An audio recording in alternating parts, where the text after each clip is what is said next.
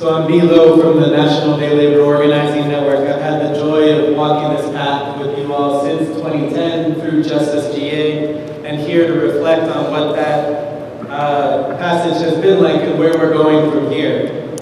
I think it's really appropriate that Reverend Morales started with this comparing and contrasting of the immigrant rights movement and the LGBTQ equality movement. Because while our goal of equality has been so similar, our tactics have been so different. And I wonder for LGBTQ movements, how palatable it would be to say that our primary strategy has to be invested in convincing House Republicans to accept our equality. Because that has been the dominating frame and the dominating approach of the immigrant rights movement. That in order for immigrants to win equality in this country, we must invest all of our efforts into convincing people who have invested their political lives in hating immigrants and suddenly changing their minds and loving them. And so as we move forward, I think what you all have done as a congregation in prioritizing mass incarceration, in prioritizing LGBTQ equality, and in prioritizing immigrant rights, is a model of strategic thinking, because the crux of those three issues together is the recognition of the human dignity of every single person, is the recognition of the deserving of equality that each person has, and frames our movements, regardless of the issue or the focus, in being against dehumanization and in being for justice.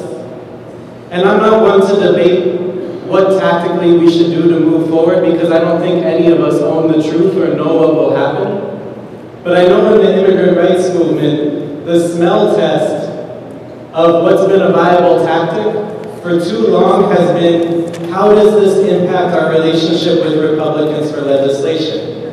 Or the smell test has been, how will this impact the next session of electoral campaigns?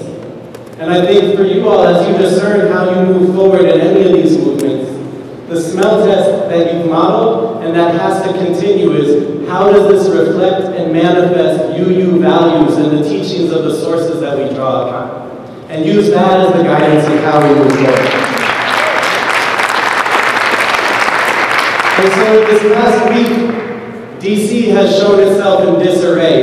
If you watch immigration news, Representative Gutierrez, who's long been a champion of reform, went on the House floor and he said nothing is moving in the House of Representatives. He gave the Republicans a red card referring to the World Cup that's happening, and he said, you all have shown that you're not just recalcitrant, but that you're in opposition to this initiative, and I'm stopping working with you and I'm putting all of my focus on the White House. The organization, the network called FIRM, has 30 events happening around the country today where they're saying that they're pivoting from their effort on immigration reform to ensuring that there's immediate relief from deportation from the White House, and they're also moving into the electoral realm. And I would say, as the obituaries get written, as people debate how many nails to put in or to prevent being put in the coffin of reform, that immigration reform is not dead. And in fact, it will never be dead, as long as there's a social movement pushing for immigrant equality. Because there are not movements for legislation. There are legislations that respond to movements. And our duty as activists, our duty as people of value and faith, is to build a movement that's so big, that's so bad, that's so beautiful, that we get the best legislation that anyone can give, because they're so afraid of what we'll do if they don't do that. So if immigration reform is not dead, what is dead? And I can tell you there are several things in this moment that are being put in a coffin. One is the strategy of achieving equality by appeasing anti-immigrant Republicans. Another is the talking point that my friend borrowed from me, that our strategy so far has been that we have to accept criminalization in order to achieve legalization, and that has been a bargaining chip approach. But what's true now is that there's a birth of an understanding that what we learned in Arizona is that we have to stop criminalization in order to achieve legalization. What's dead is with this crisis of children appearing on the border. What's dead is the ability for the United States to ignore the consequences of its foreign policy and to pretend that immigration is a domestic issue that has nothing to do with the outcomes of our country's role in the lives and the fates of our neighbors.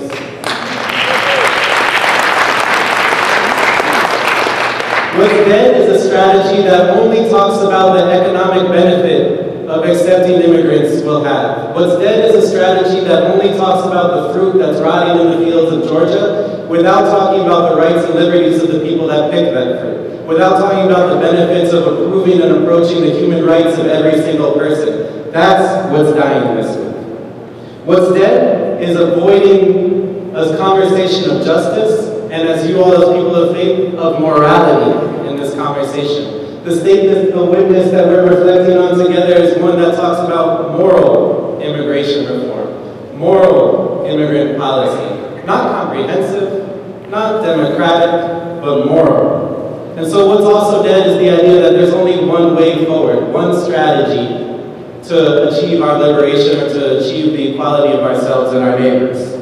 What's very much alive is a grassroots, bottom-up, migrant-led movement that has lost its fear and is on the move and will not stop until it achieves equality alongside the LGBT movement, alongside the people who are fighting mass incarceration, and alongside anyone who's standing for justice in this country.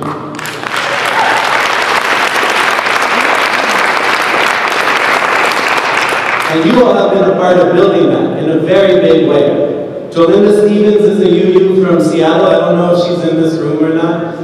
She and I worked together on doing media work for a small direct action, where 7 or 8 people chained themselves together outside of the Tacoma Detention Center one early morning. That human chain literally turned back 2 buses of people who were being taken from that detention center to planes to be deported. Instead of being deported that day, they were turned back and sent back inside the detention center.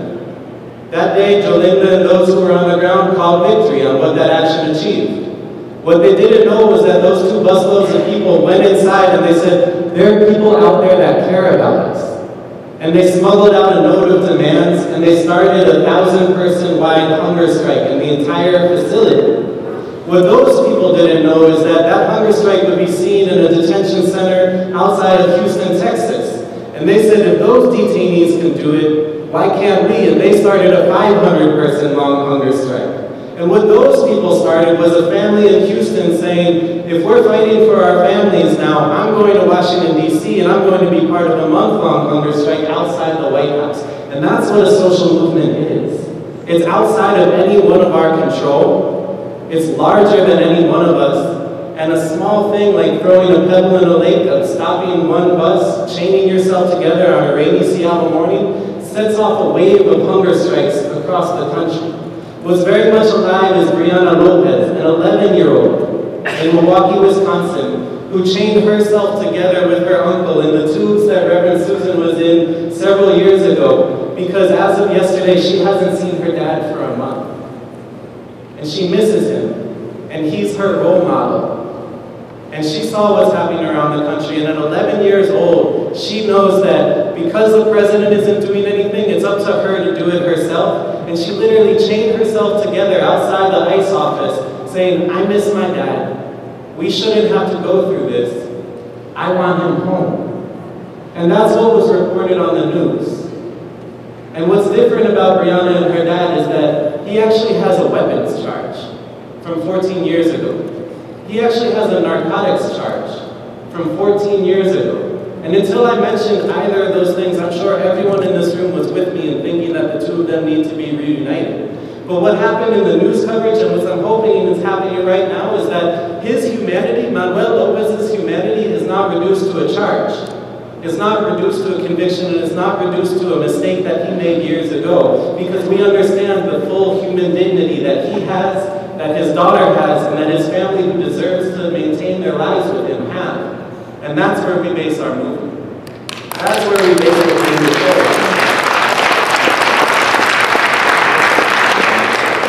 And so that's why we're going back to Washington at the end of this month. There are flyers in the back. people of faith, Methodists, Disciples of Christ, Unitarians, and others will be going to DC, and Elon will be there with you to tell the President that we're praying for relief, that we want an expansion of the relief that you gave young people 2 years ago, because if you're going to give it to young people, ain't no reason not to give it to their parents, their neighbors, and everyone else who deserves the same.